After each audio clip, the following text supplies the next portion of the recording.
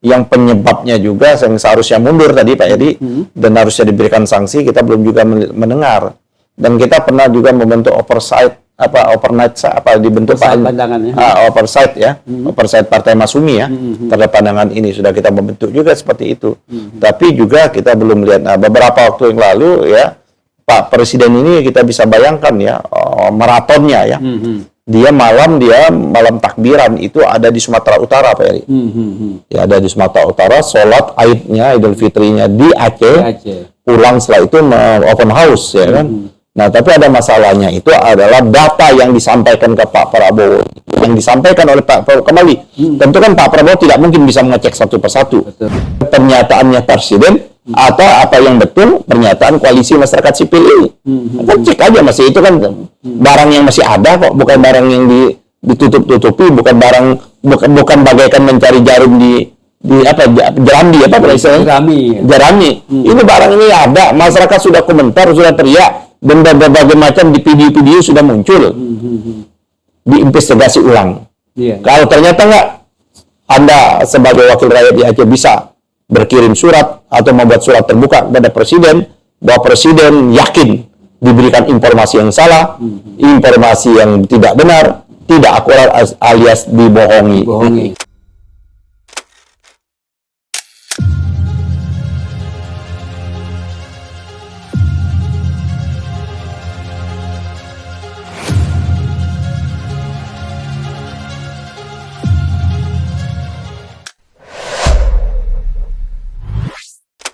Bismillahirrahmanirrahim. Assalamualaikum warahmatullahi wabarakatuh. Pemirsa Masyumi TV dimanapun berada, dari Sabang sampai Merauke, juga teman-teman para diaspora di seluruh dunia. Kita hari ini akan bincang-bincang, akan membahas sedikit, ini agak lumayan tidak mengenakan lah ya bagi Presiden Prabowo ya, karena koalisi masyarakat sipil peduli bencana Sumatera ini mengeluarkan pernyataan yang sangat-sangat luar biasa, mengagetkan juga kalau misalnya benar seperti itu, bahwa hampir 100% ya informasi yang disampaikan Pak Prabowo soal pemulihan pasca bencana Aceh itu pembohongan publik. Nah, pembohongan publik. Jadi apakah benar ini Pak Prabowo datanya salah kemudian menyampaikan ke masyarakat juga jadi salah gitu karena datanya salah, atau bagaimana? Karena yang pasti memang ini masyarakat sipil ini sangat-sangat concern sekali terhadap keadaan yang sesungguhnya ya di Aceh itu bagaimana. Nah, kita akan bahas ini ya, kita akan mendengarkan bagaimana uraian dari Pak Ketua Umum Partai Masyumi Bapak Dr. Ahmad Yani SIMA. Assalamualaikum. Waalaikumsalam warahmatullahi wabarakatuh. Pak Heri ya, memang bencana Aceh ini sudah hampir berapa bulan ya? Ya, hampir 4 bulan ya. Cukup lama ya, dan kita alhamdulillah dalam keadaan terbatas ya Pak Heri. Karena kita ini bukan partainya konglomerat.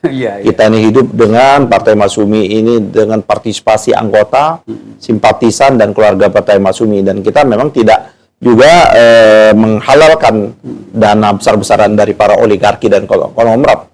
Walaupun dia mau ngasih uang 1 triliun kita tolak juga. Karena itu tidak membuat kemandirian partai. Dalam segala keterbatasan kita sudah beberapa kali kita memberikan bantuan walaupun terbatas juga di 3 lokasi tersebut, baik di Sumatera Barat, ya kan, di Aceh maupun di Sumatera Utara, di Sibolga ya. Bahkan ada juga menimpa salah seorang administrasi kita kan, rumahnya si staf kita Rizky seperti itu, yang sekarang pulang kampung dan katanya baru pulang hari ini. Jadi memang sudah cukup lama dan kita berharap memang segera dilakukan rehabilitasi dan pemulihan. Dan memang kita tidak mendengar informasi ya, tapi memang dari kawan-kawan kita di lapangan ya kan, memang belum tuntas Pak Eri. Belum tuntas ya. Belum tuntas semuanya. Bahkan yang penyebabnya juga yang seharusnya mundur tadi Pak Edi dan harusnya diberikan sanksi, kita belum juga mendengar. Dan kita pernah juga membentuk oversight dibentuk oversight ya, oversight Partai Masyumi ya, terhadap pandangan ini sudah kita membentuk juga seperti itu. Tapi juga kita belum melihat. Nah, beberapa waktu yang lalu ya, Pak Presiden ini kita bisa bayangkan ya, maratonnya ya. Dia malam takbiran itu ada di Sumatera Utara Pak Eri. Ya, ada di Sumatera Utara, sholat Aidnya, Idul Fitrinya di Aceh. Pulang setelah itu open house ya kan. Nah, tapi ada masalahnya itu adalah data yang disampaikan ke Pak Prabowo, yang disampaikan oleh Pak Prabowo kembali. Tentu kan Pak Prabowo tidak mungkin bisa mengecek satu persatu. Betul. Bahkan ada di video dan sebagainya, mereka dipaksa untuk membongkar tanda-tanda mereka. Karena presiden ini kan model kayak Orde Baru, bawahan yang cari muka, ABS. Asal Bapak senang laporan palsu. Bahkan berulang-ulang kali Pak Prabowo itu sudah menyampaikan juga, jangan memberikan informasi, jangan memberikan data palsu dan sebagainya. Tapi tetap saja ini budaya perilaku itu Pak Eri. Nah, oleh karena itu memang kemarin mungkin siapa yang menyampaikan itu harusnya mundur dia. Saya bentuk pertanggungjawaban. Ternyata dibantah oleh masyarakat sipil, terutama di kawan-kawan di Aceh ya. Masyarakat sipil itu menolak bahwa betul-betul 90%, ya hampir 100%, kata Pak Prabowo sudah hampir selesai. Bahkan sudah tidak ada lagi tenda-tenda. Faktanya masih ada di tenda-tenda. Ini kan antara laporan yang disampaikan oleh aparat yang ada di bawah ya, dengan apa yang sesungguhnya terjadi itu berbeda Pak Eri. Jadi ini sama sekali juga, sekali lagi ini Pak Eri, ini sengaja juga untuk mendiskreditkan. Kan akhirnya muncul tadi, kok presiden berbohong kan kayak gitu kan. Itu kan kesimpulan rakyat. Justru karena Pak Presiden ini mendapatkan informasi yang keliru, informasi yang salah, bukan dia berbohong. Yang berbohong itu adalah aparat yang ada di bawahnya. Oleh karenanya menurut saya yang memberikan informasi, saudara-saudara yang memberikan informasi ke Pak Prabowo ternyata keliru, Anda layaknya mundur. Ya kan, Anda sudah tidak layak lagi berada di sana tersebut. Begitu dia, dan tidak hanya mundur Pak Presiden, usut tuntas juga. Jangan-jangan sengaja melakukan subordinasi. Jangan-jangan sengaja ada skenario, ada hidden agenda, ingin mencoreng muka Pak Presiden. Ini kan luar biasa, ingin mendegradasi, ingin membuat Pak Presiden semakin jauh dengan Aceh, Pak Eri. Padahal Pak Presiden itu kenapa dia berulang kali datang ke Aceh? Supaya Aceh itu memang bagian dari dia, Pak Eri. Aceh bagian dia adalah bagian dari Aceh. Tapi faktanya kan rakyat Aceh merasakan belum ada sentuhan yang maksimal seperti itu, Pak Eri. Kalau misalnya kita nyebut pembohongan publik itu ya, pembohongan publik itu kan yang namanya itu kan yang disampaikan, jangan kita lah, itu masyarakat sipil gini Pak Eri. Jadi itu jangan kita ya, masyarakat sipil yang melakukan yang namanya press conference menganggap bahwa ada pembohongan publik itu loh. Karena jangan kita loh, kita harus luruskan. Jadi ada masyarakat sipil itu menyatakan bahwa ada pembohongan publik. Itulah yang saya kemukakan tadi Pak Eri. Pak Presiden kita mendapatkan data yang tidak akurat. Oleh karena itulah tadi minta mereka harus mundur dan harus dihukum. Harus diambil tindakan yang memberikan data. Kira-kira siapa tuh? Kementerian Kehutanan? Ya itu siapa yang mau nyampaikan, cuma kita nggak tahu. Nggak, maksudnya yang bawahannya presiden. Ya kita nggak tahu Pak Eri. Kita nggak menduga siapa, kan Pak Presiden kan tahu dong yang menyampaikan itu. Jadi jangan kita duga-duga. Yang menyampaikan itulah Pak Presiden tahu. Kan Pak Presiden dilaporkan. Siapa yang melaporkan? Tentu Pak Presiden tahu. Karena itu segera Pak Presiden panggil orang tersebut, dan segera kalau dia pejabat menteri dipecat ya. Kalau dia adalah badan dipecat ya, dan diminta pertanggungjawaban, dia membohongi pejabat. Ada tidak pidananya juga itu seperti itu. Betul. Bagi masyarakat sipil kan juga bukannya abal-abal. Ini masyarakat Transparansi Aceh, MATA, LBH Banda Aceh, Aliansi Jurnalis Independen AJI, Yayasan Keadilan dan Perdamaian Indonesia, International Center for Aceh and India Ocean Study, dan Kontras Aceh juga. Jadi kan bukan ya itu nama saya ini kan sudah terbuka. Ini pernyataan oleh mereka ini sudah terbuka di publik. Beberapa dekade, beberapa menit atau beberapa jam setelah Pak Presiden menyatakan bahwa 100% semuanya sudah sampai clear, ternyata langsung dibantah oleh koalisi masyarakat sipil ini yang disebut Pak Eri tadi. Artinya fakta yang ditemukan oleh masyarakat sipil ini berbeda apa yang disampaikan Presiden. Dan saya yakin data mereka kuat loh. Kita nggak usah kita nggak usah ngambil penilaian. Ini ada dua fakta yang didapatkan, ya kan, oleh masyarakat sipil dengan fakta yang disampaikan oleh anak buahnya Pak Presiden. Segera Pak Presiden usut tuntas seperti itu. Harusnya begitu ya. Usut tuntas. Dan saya meyakini karena kita mendapat informasi juga, bukan dari masyarakat sipil ini, dari kawan-kawan kita. Kawan Masumi yang ada di Aceh maupun Masumi yang ada di Sumatera Utara. Dia menyampaikan bahwa pertendaan itu masih ada kayak gitu loh. Kita kan dapat informasi juga gitu loh, gitu seperti itu. Artinya bukan dari satu sumber. Dari satu sumber saja. Harusnya Presiden juga bisa inilah yang penting itu adalah orang-orang tangan kanannya atau orang-orang dekatnya presiden untuk melakukan inspeksi juga, lakukan juga sidak juga bila perlu, tanpa harus protokoler. Sidak kan bisa aja timnya Pak Presiden siapa kayak gitu kan, atau dari DPR.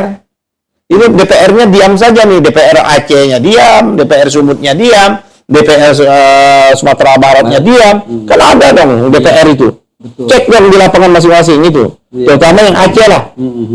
Ada sahabat saya Pak Nasir Jamil, Anda pada waktu pertama kali sohib saya ini, sahabat Anda, saya memberikan apresiasi betul pada waktu pertama kali Anda juga membantah bahwa semua kan tidak ada, ini kan dulu kan ada kepala BNPB apa yang menyatakan ini kecil, ini ramenya di media massa aja, di media sosial, kan dibantah sama Pak Nasir Jamil. Tidak, ini memang kenyataan bencana sesungguhnya. Nah sekarang ini kan Pak Nasir Jamil, saya yakin Anda masih ada di Aceh, ya apa betul ya kan pernyataannya presiden atau apa yang betul pernyataan koalisi masyarakat sipil ini.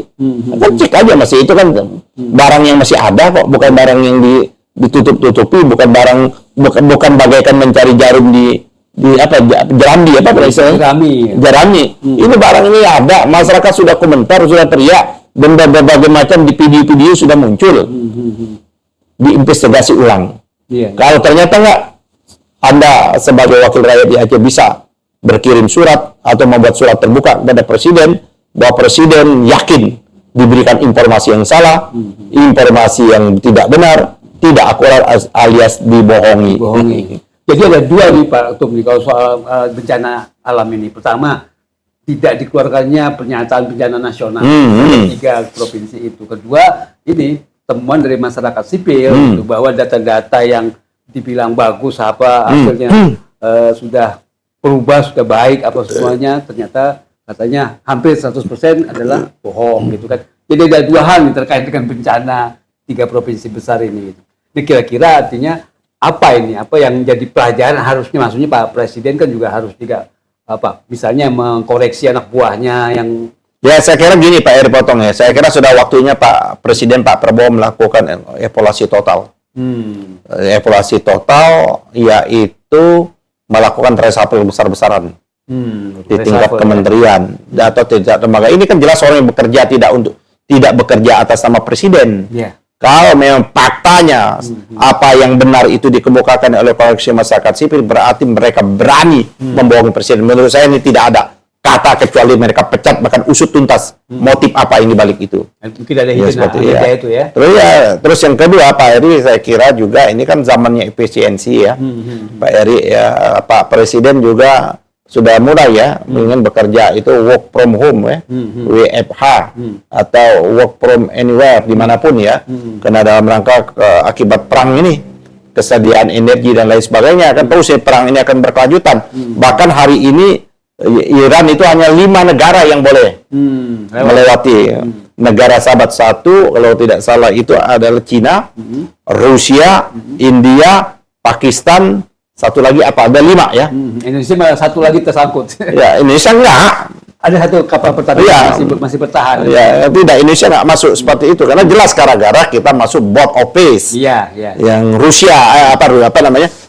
Donald Trump. Donald Trump. Donald Trump kan juga dia sudah melalui proses impeachment yang ada ya. Bahkan dari Partai Republik sendiri kan partainya sudah mulai join dengan Demokrat. Saya kira sudah layak memang dia membuat kegaduhan. Ini Presiden Trump ini ada presiden yang selalu membuat kegaduhan dan melakukan genocide ya. Dan memberikan pelindungan terhadap negara atau negara Israel yang melakukan genocide terhadap yang namanya masyarakat yang di Gaza ya, Palestina seperti itu. Nah itu membuat juga kita agak kewalahan di energi kita, terutama bahan bakar kita, dan itulah mencoba menghemat kan. Pak Presiden 4 hari kerja atau daring ya, daring kuliah dan sebagainya. Tapi kontradiktif menurut saya sudah waktunya juga Pak Presiden hari ini mengevaluasi total, tidak hanya orang maupun struktur maupun kelembagaan. Udah terlalu banyak, terlalu gemuk. Menterinya Pak Presiden ini, kabinet Pak Presiden terlalu gemuk. Menurut saya sudah waktunya Pak Presiden Prabowo untuk mengefisiensinya. Ya tidak haram menggabungkan kembali lembaga-lembaga.